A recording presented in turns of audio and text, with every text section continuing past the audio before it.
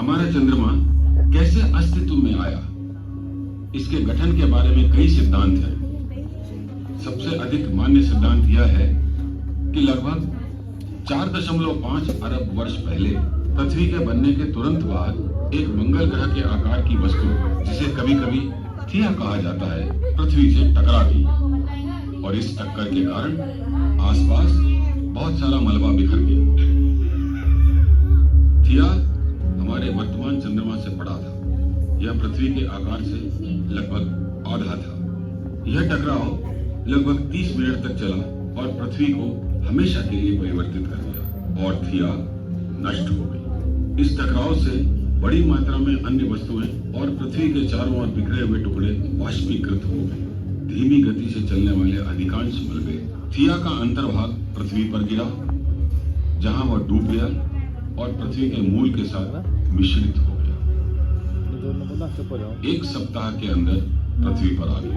कुछ मलबे इतनी तीव्र गति से आगे बढ़ रहे थे कि वे पृथ्वी से दूर अंतरिक्ष में जा गिरे। शेष मलबे पृथ्वी की परिक्रमा करने लगे, जहां चट्टान के टुकड़े धीरे धीरे एक दूसरे से टकराए और बड़े आकार के चट्टान में परिवर्तित हो गए।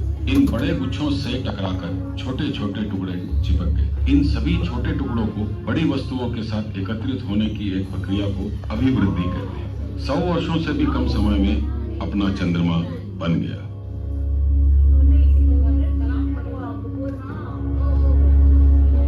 वर्तमान में चंद्रमा हमसे 384,000 किलोमीटर की दूरी पर है, लेकिन यह दूरी अंडाकार कक्ष के कारण भिन्न होती है।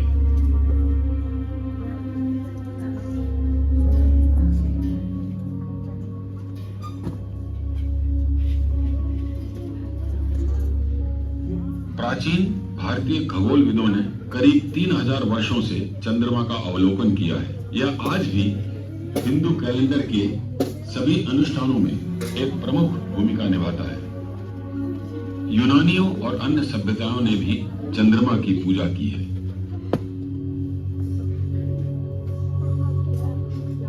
सम्मोहन का एक बड़ा हिस्सा इस तथ्य में निहित है कि चंद्रमा का एक हिस्सा स्थायी रूप से हमसे छुपा रहता है। ऐसा इसलिए है क्योंकि यह हमेशा हमारे ग्रह के साथ समकालिक परिक्रमा में होता है, जिसका अर्थ है कि जिस दर पर यह अपनी धुरी पर घूमता है, उसी दर से वह पृथ्वी के चारों ओर भी घूमता है।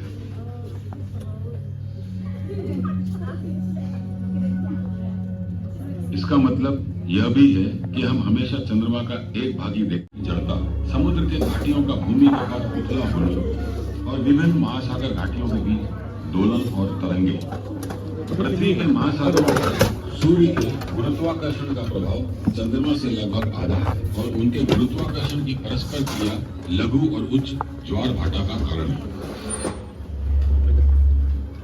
जैसा कि हम जानते हैं कि पिछले 400 वर्षों में विज्ञान ने यूरोप में जड़ें जमाना शुरू कर दिया था।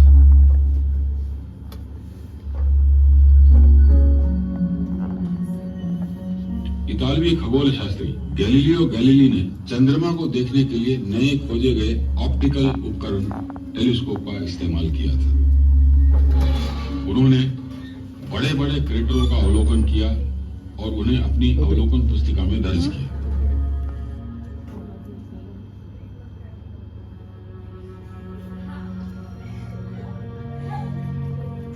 चंद्रमा उतना परिपूर्ण नहीं था जितना लग रहा था। चंद्रमा की सतह बड़े और छोटे गड्ढों से भरी हुई है। ये माना जाता था कि पहले ये जल निकाय थे और इन्हें मरिया या समुद्र का नाम दिया गया था। बाद में यह पता चला कि ये क्रेटर सतह पर कई क्षुद्र ग्रहों और धूमकेतुओं के जबरदस्त टकराव से उत्पन्न हुए थे। यह घटनाएं बड़ी संख्या में हुई क्योंकि चंद्रमा में ऐसे टक्करों को रोकने का या कम करने का कोई वातावरण नहीं है। प्रत्येक बड़ा टकराव ज्वालामुखीय गतिविधि के परिणाम स्वरूप नाटकीय भूवैज्ञानिक खलल पैदा करता है। स्थिति उसके प्रति असहमत नहीं है जो डायनासोर के पृथ्वी से विलुप्त होने का कारण बनी और दक्षिणी ज्वालामुखी का जन्म हुआ। चंद्रमा के विषय में गर्म पिघला हुआ लावा बहता है और ठंडा होकर मारिया लावा का समुद्र बन जाता है।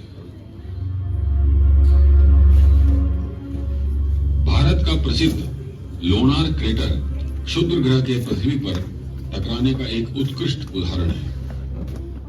यह इतना बड़ा है कि इसे अंतरिक्ष से देखा जा सकता है। क्या चंद्रमा पर भी पानी हो सकता है? यदि ऐसा है तो क्या चंद्रमा रहने योग्य है?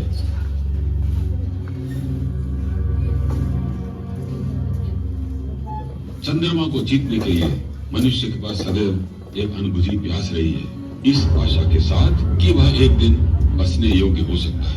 1950 और 60 के दशक में रॉकेट तकनीकी के आगमन के साथ संयुक्त राज्य अमेरिका और यूएसएसआर ने अपने आप को एक अंतरिक्ष दौड़ में लगा दिया। एक ऐसा दौड़ जो चंद्रमा पर ही समाप्त होगी। वर्नर वॉन ब्राउन के मार्गदर्शन में संयुक्त राज्य अमेरिका ने अपोलो मिशन आरंभ किया और जुलाई 1969 में चंद्रमा पर पहुंचा और कमांडर नील आर्मस्ट्रांग चंद्रमा की मिट्टी पर पैर रखने वाले पहले मनुष्य बने।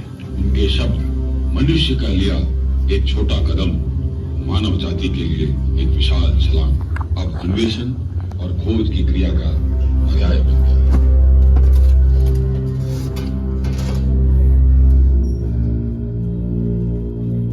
भारत की भी अपनी चंद्रमा मिशन योजना है। 27 अक्टूबर 2008 को भारतीय अंतरिक्ष अनुसंधान संगठन ने चंद्रयान 1 लूनार ऑर्बिटर को लॉन्च किया, जो चंद्रमा की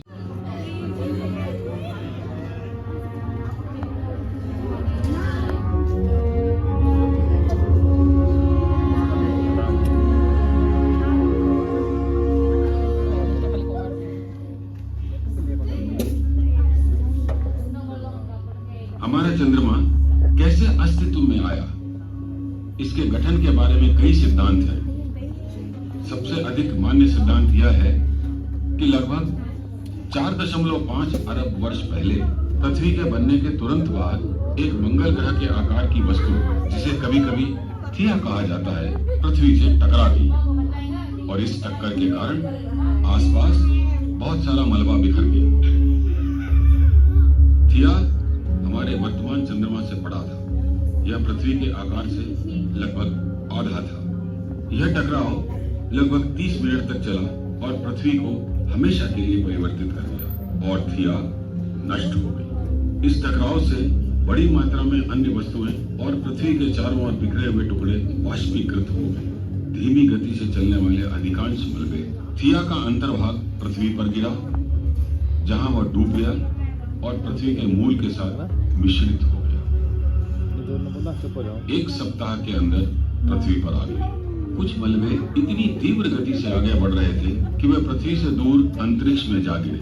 शेष मलबे पृथ्वी की परिक्रमा करने लगे, जहां चट्टान के टुकड़े धीरे धीरे एक दूसरे से टकराए और बड़े आकार के चट्टान में परिवर्तित हो गए।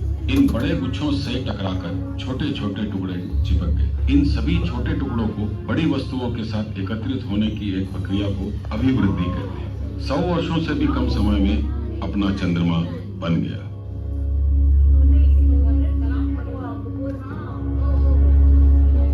वर्तमान में चंद्रमा हमसे 384,000 किलोमीटर की दूरी पर है,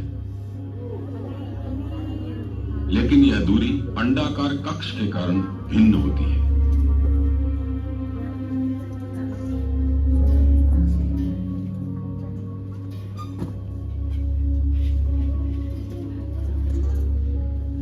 प्राचीन भारतीय खगोलविदों ने करीब 3000 वर्षों से चंद्रमा का अवलोकन किया है। यह आज भी हिंदू कैलेंडर के सभी अनुष्ठानों में एक प्रमुख भूमिका निभाता है।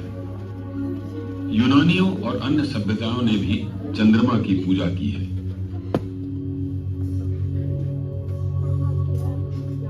सम्मोहन का एक बड़ा हिस्सा इस तथ्य में निहित है कि चंद्रमा का एक हिस्सा स्थायी रूप से हमसे छुपा रहता है। ऐसा इसलिए है क्योंकि यह हमेशा हमारे ग्रह के साथ समकालिक परिक्रमा में होता है, जिसका अर्थ है कि जिस दर पर यह अपनी धुरी पर घूमता है, उसी दर से वह पृथ्वी के चारों ओर भी घूमता है।